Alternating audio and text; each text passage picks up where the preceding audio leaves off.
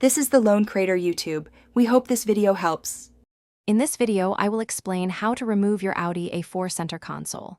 First, ensure your vehicle is completely off and the parking brake is engaged for safety.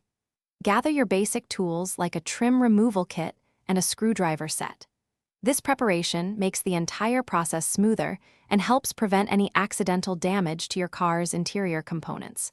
Taking these initial steps will save you time and effort later on. Next, we'll begin by removing the gear shift knob and the boot that surrounds it. This often involves unclipping or unscrewing components.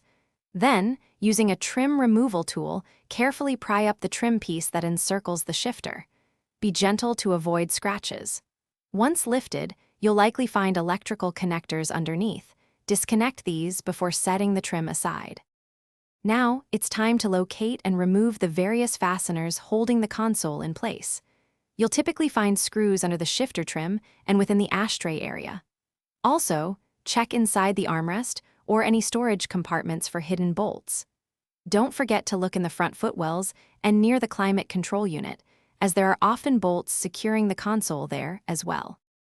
With all the fasteners removed, the console should now be loose. Before fully lifting it out, double-check for any remaining electrical connections, such as those for the cigarette lighter or other accessories, and disconnect them. Then, carefully lift the entire center console up and out of the car. Remember to keep all removed parts and screws organized for a smooth reassembly process. Thanks for watching. Consider subscribing if we helped you.